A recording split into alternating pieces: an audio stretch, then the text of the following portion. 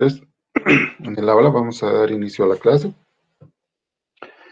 Hoy vamos a mostrar la parte de la teoría enfocada a lo que es PL/SQL, que es nuestro siguiente objetivo en la parte práctica que ustedes deben desarrollar. Eh, Recordando, estamos en el área de lo que son las bases de datos activas y la esencia que le hace a que una base de datos sea llamada activa es precisamente el hecho de contar no solo con el SQL como antes los motores antiguos existía, sino añadirle ese PL al principio, barra SQL, y el PL significa como que un lenguaje SQL enriquecido con instrucciones de programación estructurada. De ahí el nombre de PL, que es Procedural Language, ¿no? Un lenguaje procedural. Entonces, el PL/SQL es un lenguaje tal cual lo conocemos, muy similar a en su lógica, en su concepción, a lo que es un C, a lo que fue un Delphi, un Pascal en su momento, es decir, lenguajes eminentemente estructurados. Eh, con con el añadido de que de por medio se puede introducir consultas SQL a la base de datos, lo cual lo hace propicio para realizar ciertas rutinas que involucren las consultas a la base de datos, ¿no? Entonces, de ahí viene, sabemos, el concepto de base de datos activas. Bien, voy a compartir mi pantalla, entonces.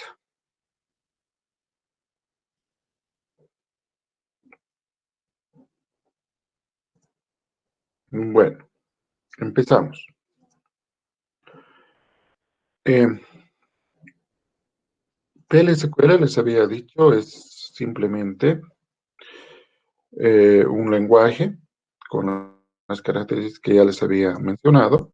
Vamos a cambiar un ratito el color del puntero, ¿no? Y dentro de esto es importante, bueno, primero enfatizar que como hemos tomado como elemento de ejemplificación MySQL, vamos a hacerlo en base a MySQL, enfatizando que SQL Server, Postgres, Oracle, cualquiera de ellos tienen este componente de procedimientos almacenados y funciones definidas por el usuario, y que en ese contexto y con pequeñas variaciones también, porque sabemos que todo en esto tiene su propia norma, son muy similares, como ustedes han podido ver en la práctica anterior acerca de transiciones. En todos son muy similares, lo único que varía es el hecho de algunas situaciones en la sintaxis. Ok, veamos que es un procedimiento almacenado, es un programa con código SQL que es almacenado en el catálogo de la base de datos y que es invocado posteriormente por un programa de aplicación que estemos nosotros desarrollando y que en algún momento pues tiene la posibilidad de acceder a hacer consultas a la base de datos, un disparador o un procedimiento almacenado en la base de datos, ¿no?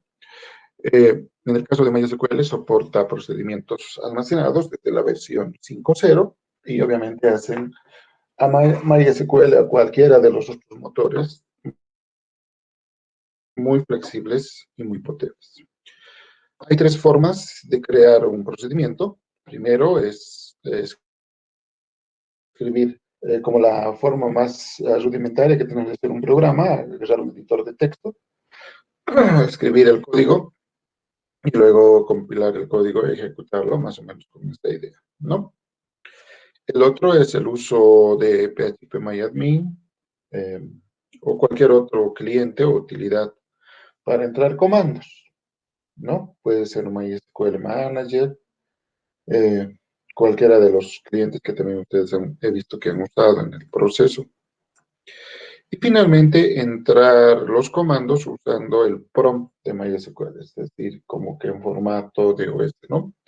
Entonces, estas características hacen que tenga tres formas poder ejecutar. Ahora, un pequeño vistazo de cómo es la estructura de un procedimiento. Lo primero que tenemos que mencionar es que en MySQL el punto y coma es el delimitador de instrucción a instrucción por defecto o de fin de instrucción, ¿no es cierto? Pero cuando yo voy a ejecutar un procedimiento, tengo que comunicarle al motor de MySQL que a continuación va a ir un procedimiento almacenado. Entonces, de ahí viene el concepto del delimitador. Entonces, estoy diciendo delimitar barra barra, que a continuación va a venir algo especial y termina barra barra, hasta aquí va a ser ese caso especial.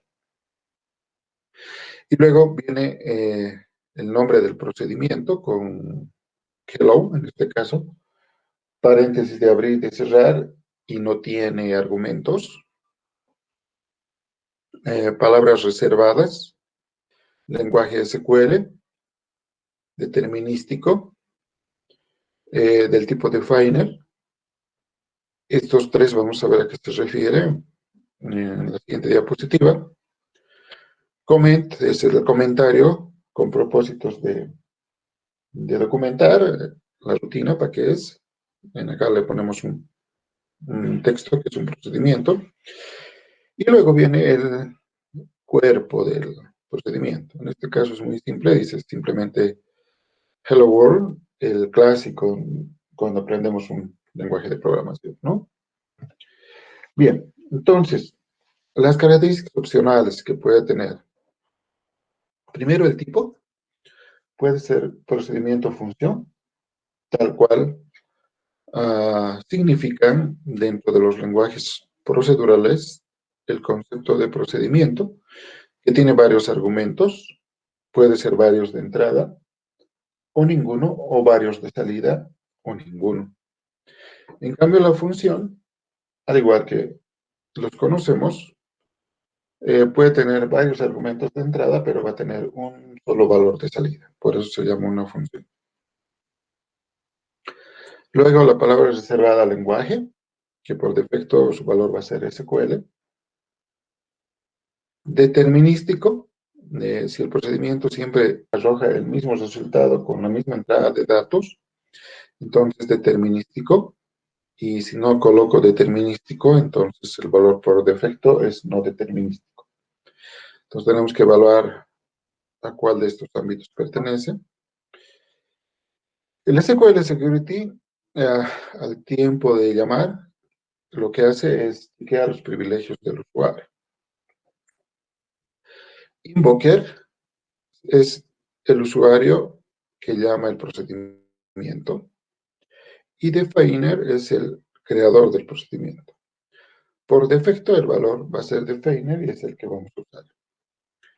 Y finalmente, el comentario, como les dije, es con propósitos de documentación. Veamos ahora cómo correr un procedimiento. Con un cliente hay rutinas en el entorno que me permite ejecutar estos procedimientos a través de solamente un clic, ¿no? Y la otra es, siempre tenemos las dos posibilidades, hacerlo por línea de comandos con la palabra reservada call, que llama a un procedimiento y que tiene como estructura definida el nombre del procedimiento almacenado y con el conjunto de argumentos que tiene el procedimiento y punto y coma, pues sabemos que es el delimitador de fin de instrucción. ¿Qué es más importante? Cuando uso línea de comandos que cuando uso un cliente. Ahora, en cuanto al nombre de los procedimientos, primero hay que aclarar que los nombres son case insensitive. Eso implica que en mayúscula o minúscula, si mi nombre de procedimiento es calcular, no hay diferencia. Y que un procedimiento además puede tener muchos parámetros. ¿Cómo defino los parámetros en un procedimiento almacenado? Creamos un procedimiento proc1 acá, sin argumentos. Pero también podemos usar un procedimiento con la palabra reservada in.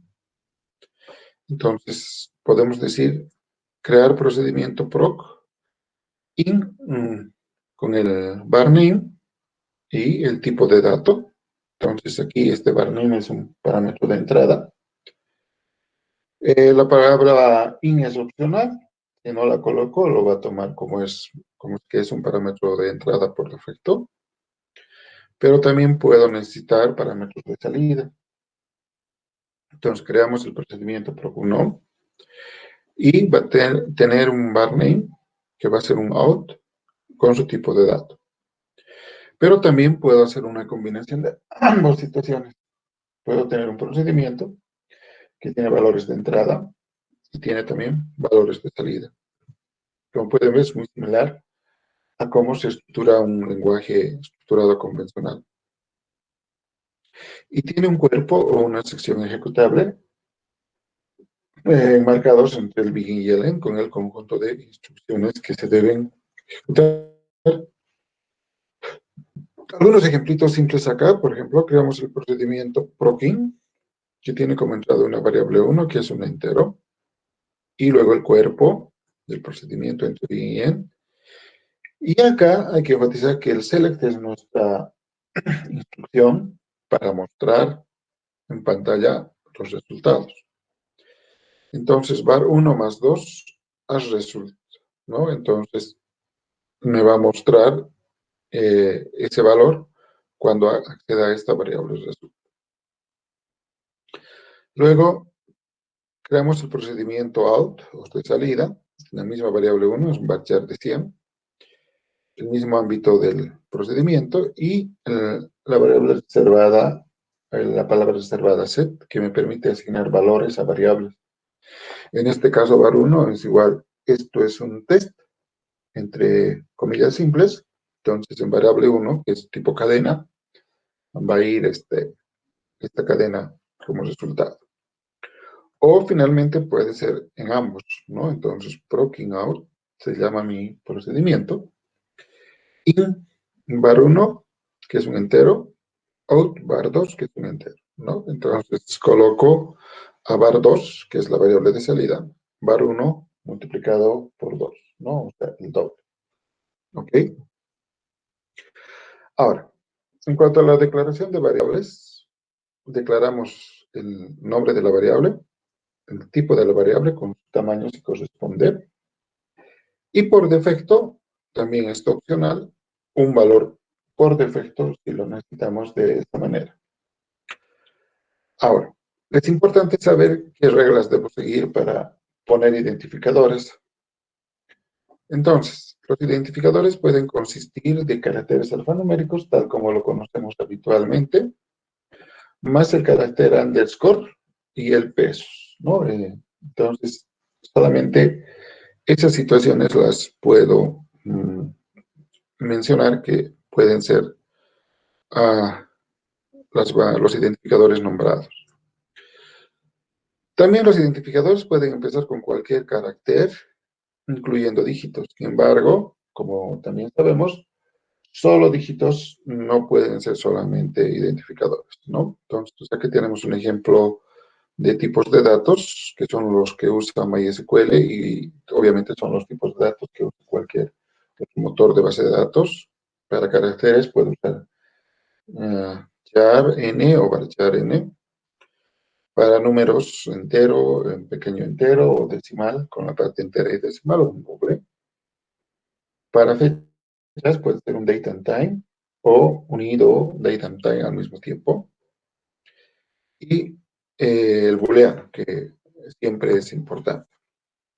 Algunos ejemplos de cómo puedo declarar. Entonces, declare acá, x y y, un entero, que va a tomar por defecto el valor 0. También puedo declarar today, que es un time estamp, ¿no? Y por defecto va a tomar el current date. Aquí tenemos employee name, es un varchar de 50.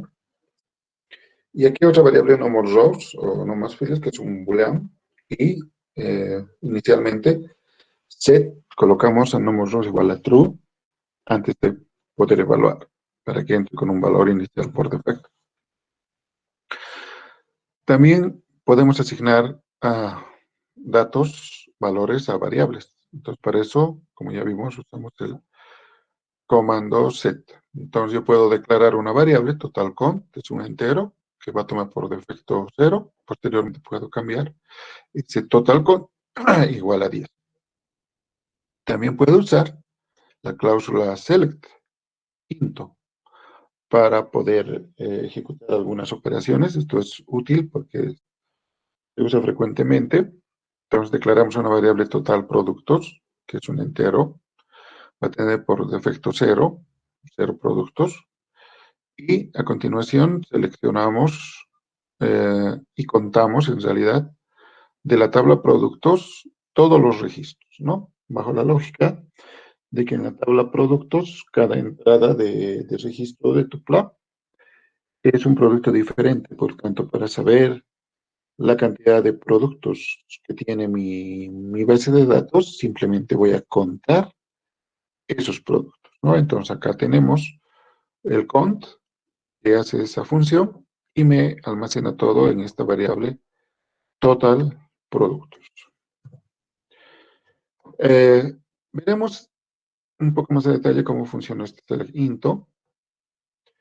Select, como ya conocemos, son las columnas separadas por comas. Y en el into van a ir las variables separadas por comas asociadas a esas columnas. En el from, de dónde voy a sacar la información, que es una tabla. En el where, la condición tal cual nosotros conocemos, ¿no? Entonces acá, por ejemplo, tenemos dos campos de la tabla customer o cliente. Uno es identificador del cliente, el otro es el nombre del cliente.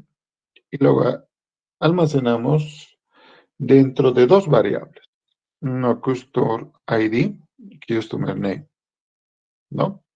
Entonces, vamos a buscar al cliente con identificador C01 y cuando lo encontremos vamos a ubicar su identificador y su nombre y lo vamos a vaciar a estas dos variables. Como en todos los lenguajes, tenemos la posibilidad de tener operadores aritméticos y de cadena. Los aritméticos son los convencionales, que es el más, menos, asterisco, división. También tengo operadores módulo, que puede ser porcentaje o mod. O puedo tener otras funciones matemáticas, ¿no? Como el POW-XY, que sabemos que sirve para calcular un exponente. También puedo usar una función concat, que es la función de cadena y que se ejecutaría de la siguiente manera, select concat, y tengo tres palabras que quiero unir, que son New York y City separadas y que después de concadenar va a constituirse en una sola cadena. También tenemos los operadores de comparación, todos los casos, los que ya usamos, ¿no? El igual, el menor, menor o igual, el mayor, mayor o igual, y para el diferente o el no igual, tenemos dos posibilidades, ¿no? Mayor, menor, y el otro es el símbolo de admiración con el punto abajo, seguido del igual, que significa, el signo de admiración significa el no, y obviamente el igual a continuación significa no igual, ¿no? Que es lo mismo que diferente. También tengo la posibilidad de usar operadores lógicos y tengo dos posibilidades, el AND y el doble ampersand, ¿no? Entonces acá, por ejemplo, tenemos el mismo ejemplo, evaluando un AND entre el stock y el nivel de reorden y la categoría del producto. Lo mismo acá, pero con la diferencia de que en uno estamos usando AND y en el otro ampersand. También puedo negar valores, para eso uso el not como palabra, o simplemente el símbolo de admiración con el punto abajo. Y finalmente el operador lógico OR, que es la palabra OR o dobles barritas verticales, ¿no? Entonces, acá, por ejemplo, estamos evaluando que la categoría ID sea 1 u 8 en ambas situaciones, pero con dos notaciones distintas. Como en todo lenguaje de programación, entonces tenemos que tener siempre una instrucción de bifurcación. Eso es algo fundamental y algo básico porque sabemos que todo el tiempo estamos con esa lógica de ver por qué camino voy. Entonces, la estructura sintáctica es esta. Por ejemplo, si variable igual a 0, entonces select variable 1 y end if, ¿no? O puedo usar con el else. Si parámetro igual a 0, entonces select una cadena para mostrar valor del parámetro igual a 0. Else, si no, voy a mostrar valor del parámetro distinto de 0 y ahí termina. También, como en todo lenguaje, tenemos que tener una posibilidad de hacer una bifurcación, como en el case, pero no solo con if-else, ¿no? Para no tener mucho if-else, if-else, if-else, tener una claridad mayor cuando las opciones son más que if, then else. Nosotros sabemos eso por nuestros conocimientos básicos de programación, que tenemos un case para esa situación, ¿no? En el case puedo tener varias alternativas y la programación se hace más elegante, más profesional, si quieren, ¿no? Entonces aquí tenemos un ejemplo del procedimiento de uso de case. Vamos a tener un parámetro de entrada que es para 1, que es un entero. Aquí empezamos el begin para el cuerpo del procedimiento. Declaramos la variable 1, que es un entero, y colocamos la variable 1 igual al valor de entrada para 1, sumado en 1, ¿no? Y luego empezamos a evaluar. Entonces el case también tiene un ámbito que es un inicio hasta un fin, y cuando variable 1 sea 0, entonces voy a insertar en table 1 el valor para 1, ¿no? Cuando sea 1, voy a insertar dentro de tabla 1 el variable 1, el valor de variable 1, y si no, voy a insertar dentro de tabla 1 el valor 99.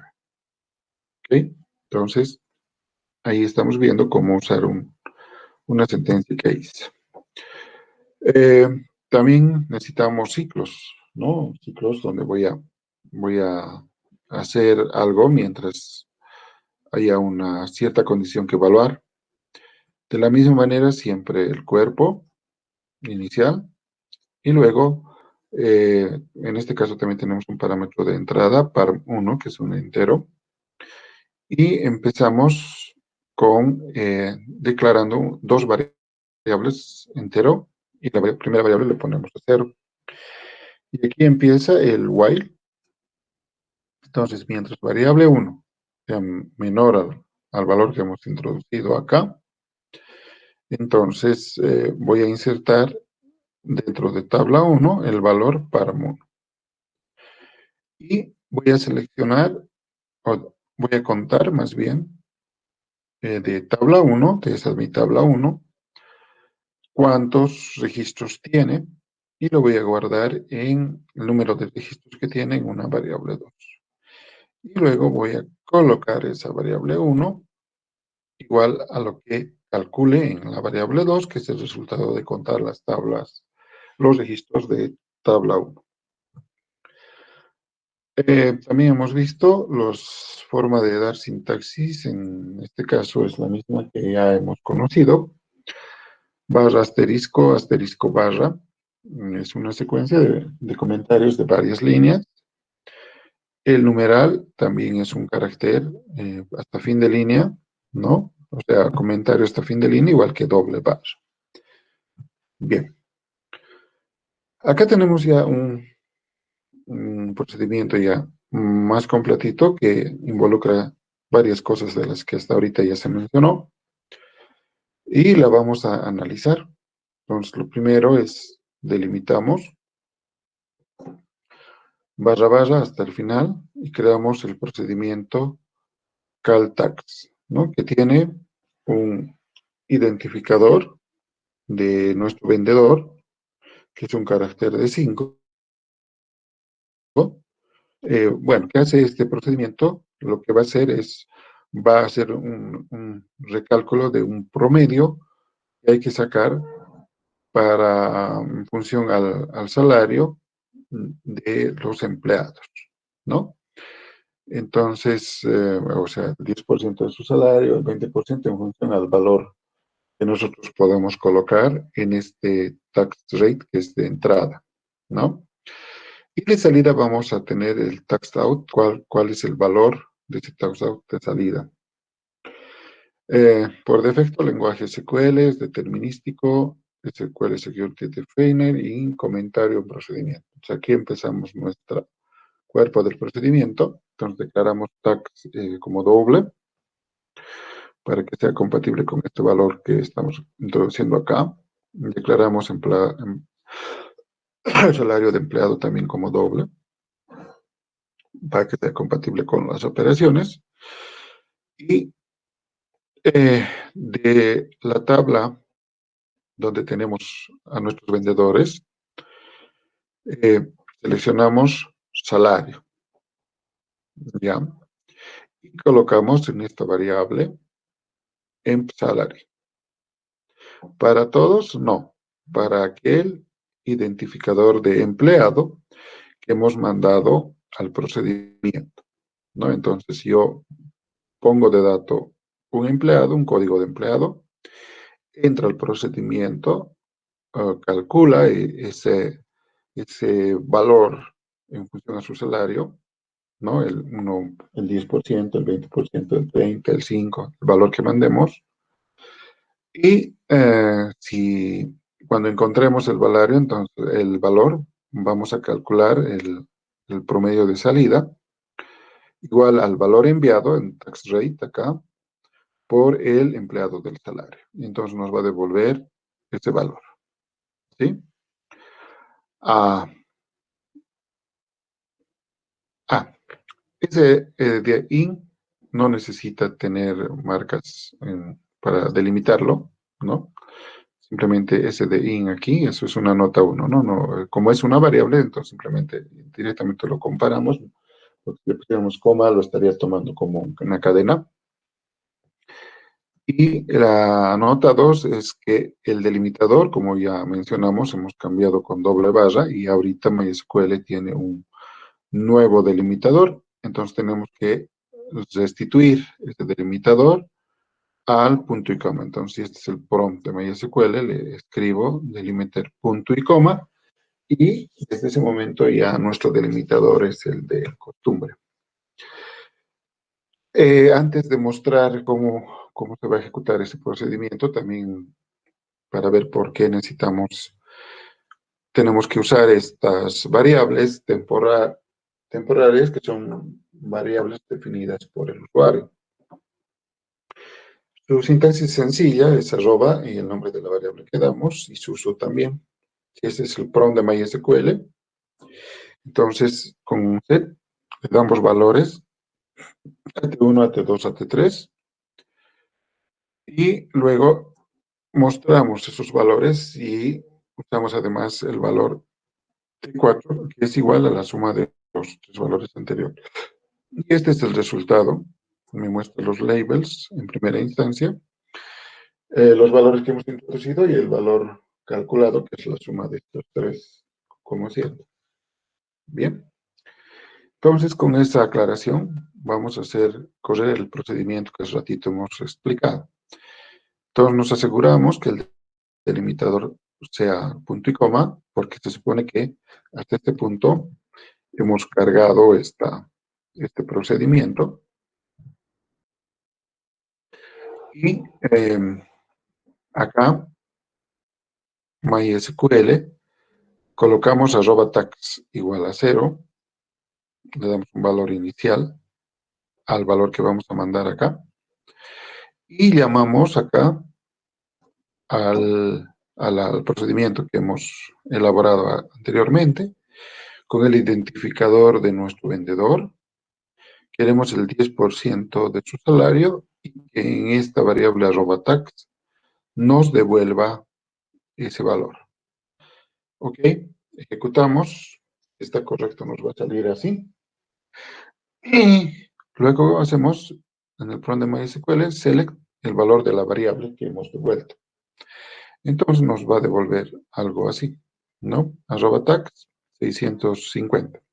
Entonces 650 es el valor que ha calculado en base al salario del empleado que tiene código S1 o del vendedor, ¿no?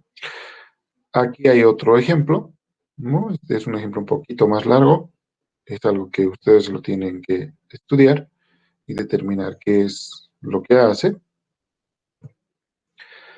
Bien, también podemos usar solamente instrucciones de, de SQL estándar. Esto cuando necesitamos algún reporte, que quiero mostrar algo, pero que está dentro de un procedimiento, tal vez como parte de una aplicación que, por ejemplo, podríamos estar construyendo en PHP o cualquier otro lenguaje, otro entorno de programación. Entonces acá tenemos siempre como de costumbre el delimiter.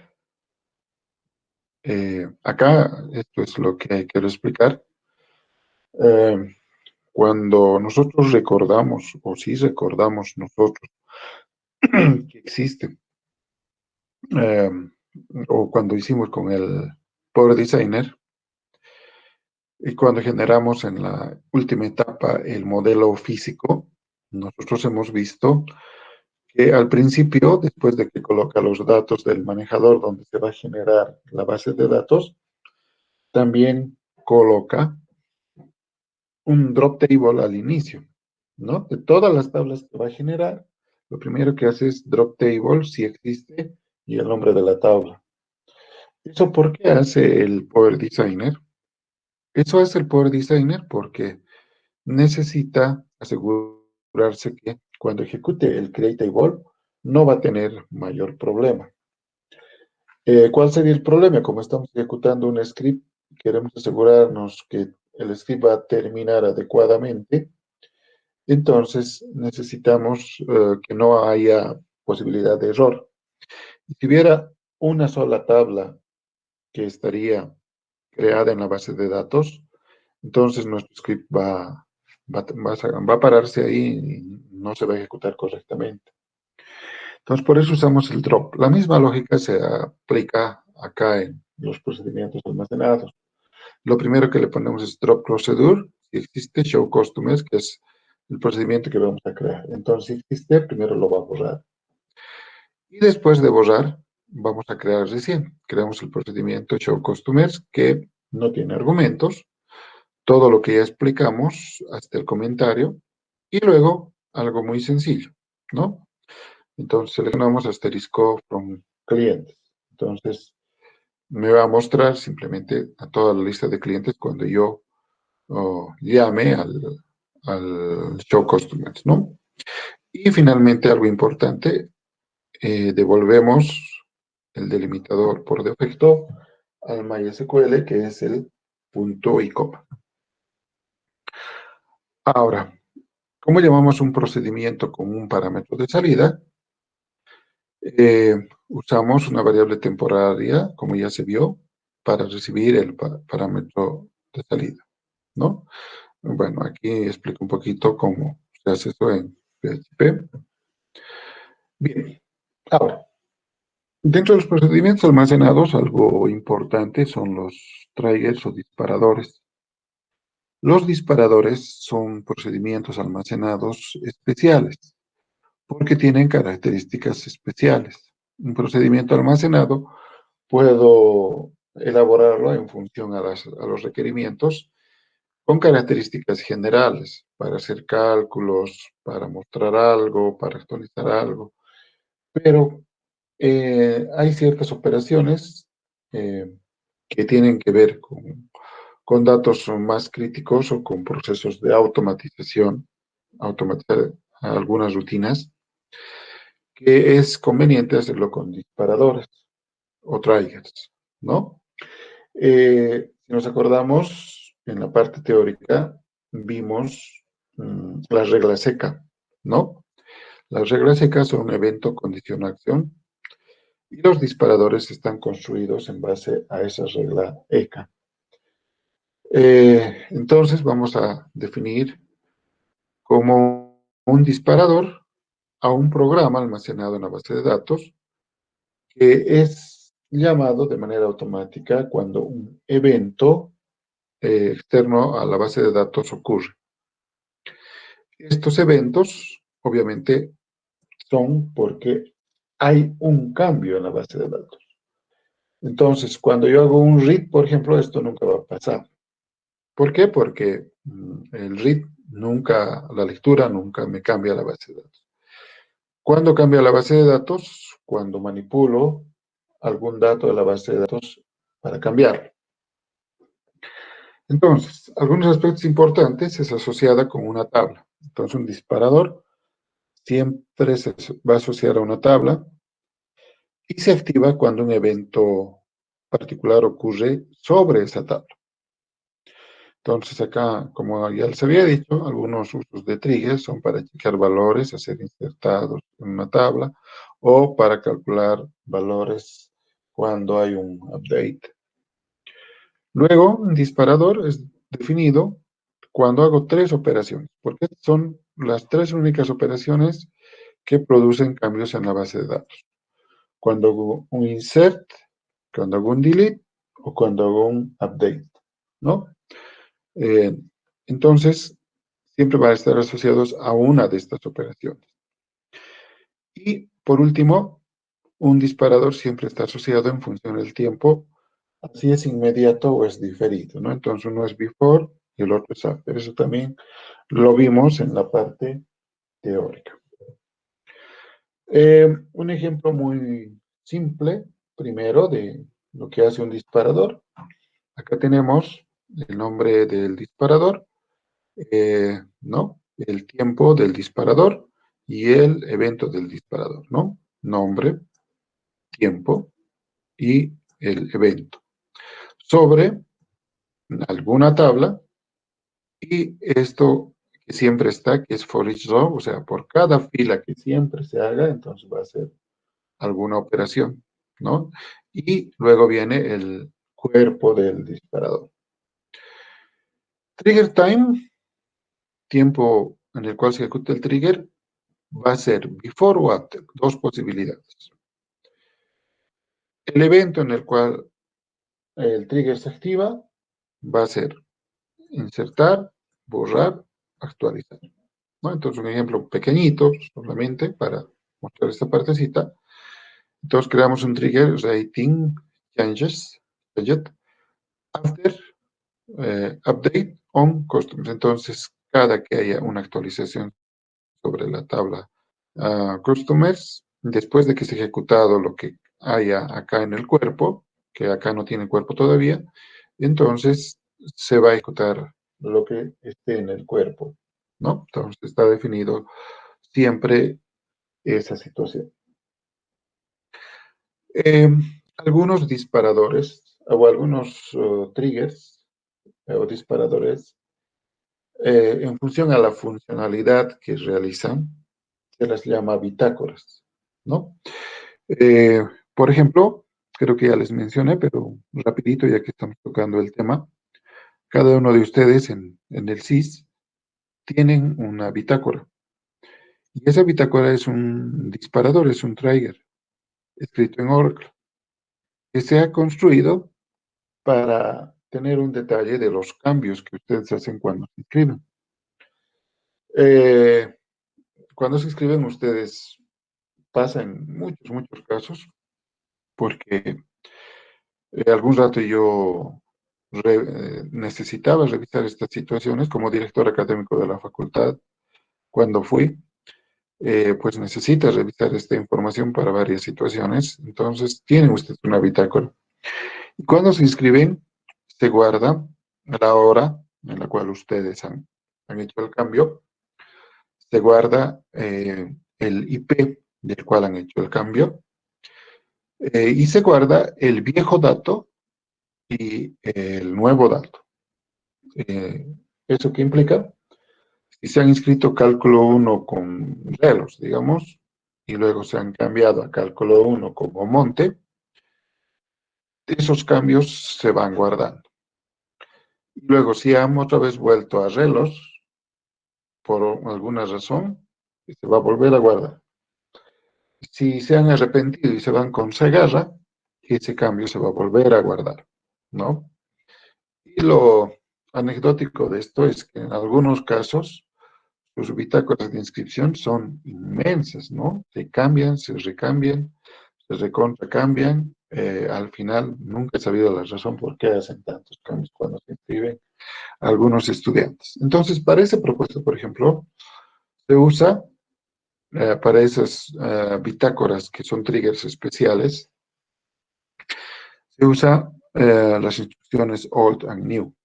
Estas instrucciones old and new lo que hace es, antes de actualizar un dato, el old guarda el viejo dato y el new guarda el nuevo dato.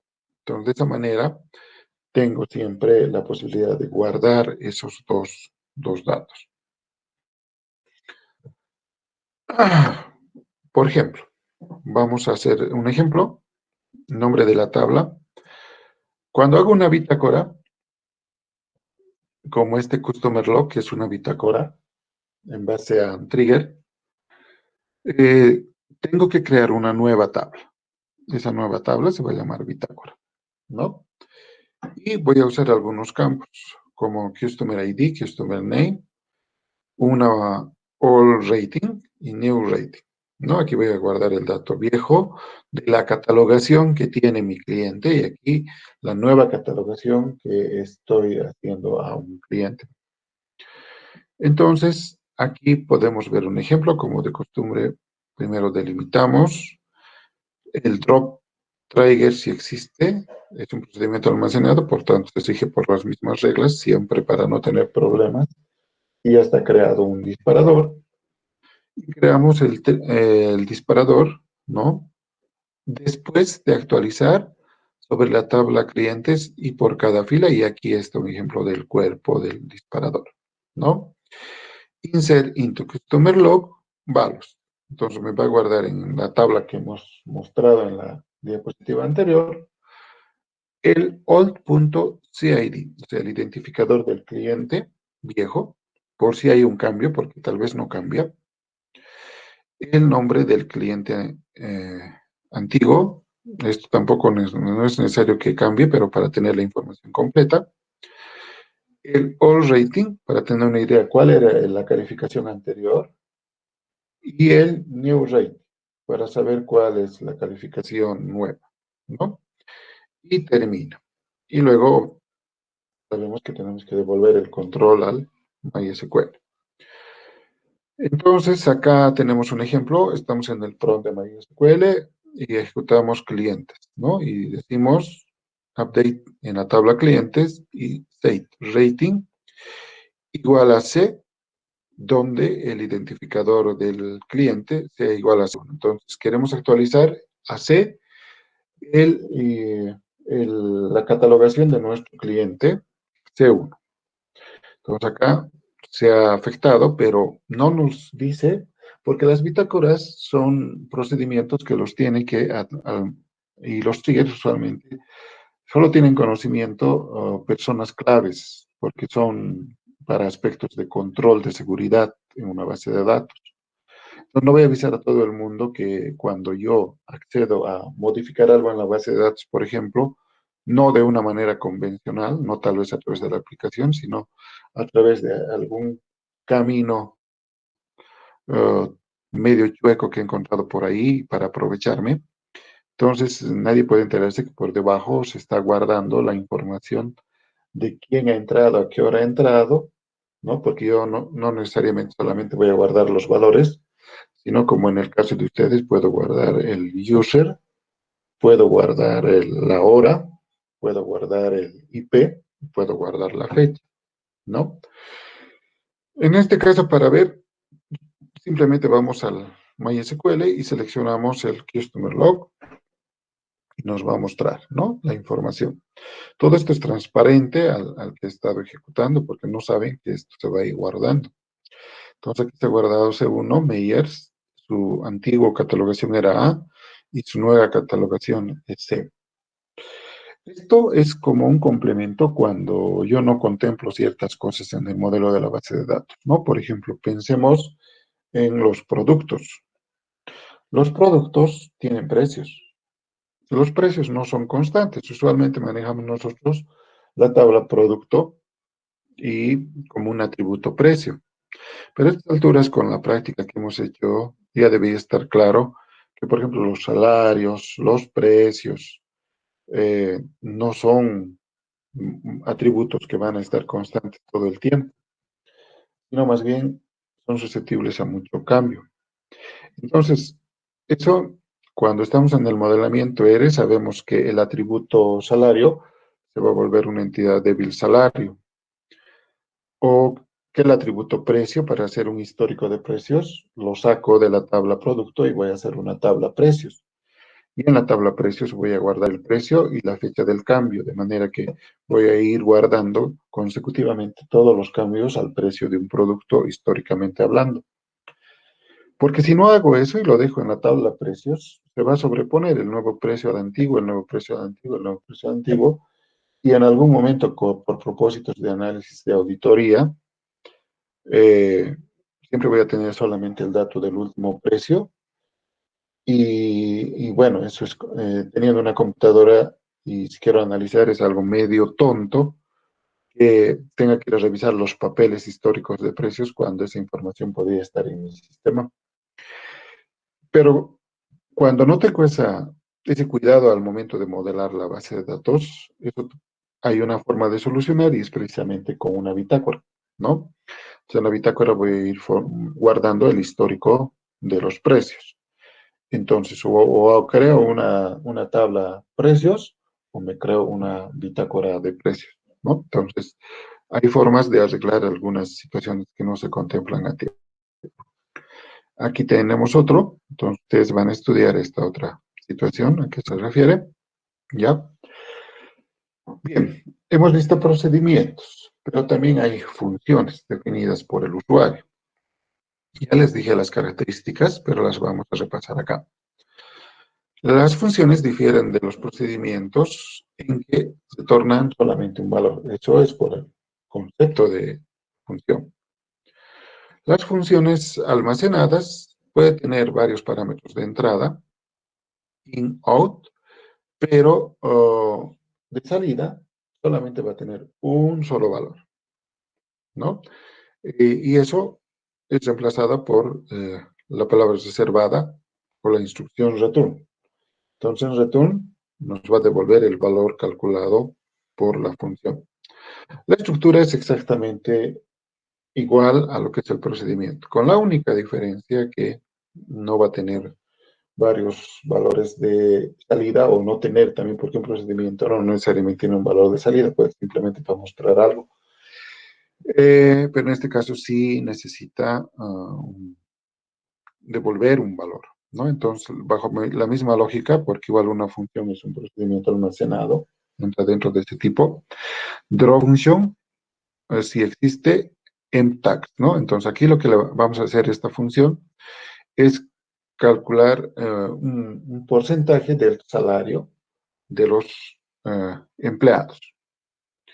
Entonces, creamos la función mtags, que va a tener una variable salario de entrada, que es un decimal, de a lo sumo 10 enteros con 2 decimales, y me va a retornar un decimal de 10,2 también. Entonces aquí empezamos el cuerpo de la función. Declaramos tags como un decimal 10,2, congruente con los valores que estamos manejando, y ponemos if. En este caso podríamos usar el case también, ¿no? If salary menor a 3,000, entonces colocamos a la variable tax que hemos declarado acá, el salario por el 10%. Estamos sacando acá el 10% del salario. Si es menor a 5,000, entonces colocamos en tax el salario por el 20%. Y si no es ninguno de los casos anteriores, el salario con el 30%. y retornamos ese tax que va a retornar a través de estos returns de acá con esta definición que hemos hecho, ¿no? Entonces me va a devolver ese valor. Entonces, ¿cómo ejecutamos la función? De esta manera, delimitamos punto y coma, seleccionamos ese name, mtax con el valor salario, aquí estamos llamando al cálculo de la función y lo llamamos como tax. ¿De qué tabla? De los vendedores, ¿no? Entonces, una vez que ejecutamos, nos va a mostrar lo que ya ha calculado, ¿no? Entonces, Peter, 1950, ¿no? Este es el nombre de acá. Y este valor de acá es lo que nos está devolviendo después de calcular el porcentaje en el salario. Los cursores, un cursor es un puntero a un conjunto de registros retornados por una consulta SQL, ¿no? Esto habilita a tomar un conjunto de registros cuando necesitamos la manipulación de los registros fila por fila, ¿no? Tiene tres importantes propiedades. No reflejan cambios en las fuentes, en las tablas fuente. O sea, simplemente es como sacar un pequeño pedazo de la información para poder ver nada más. Son de solo lectura, entonces no son actualizables. Tenemos que volver a calcular y volver a mostrar para ejecutar. Y son no scrollable, ¿no?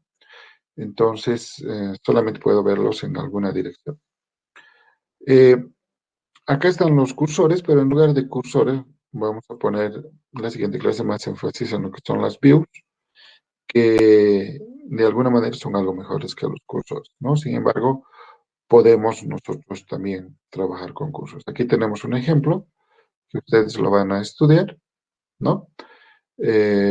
Bastante ya más complejos y que van a servir como base para el siguiente trabajo. Bien, eso es todo lo que quería mostrarles el día de hoy.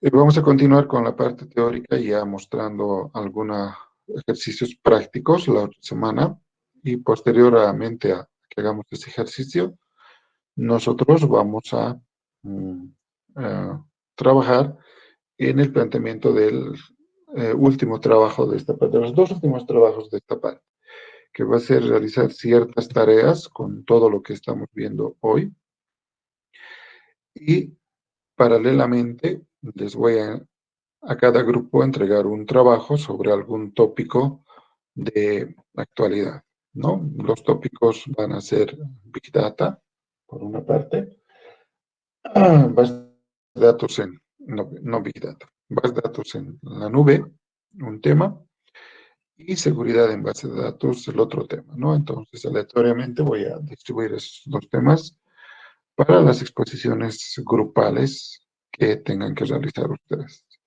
Y con esas dos tareas vamos a posteriormente terminar lo que es el segundo parcial. ¿Alguna duda?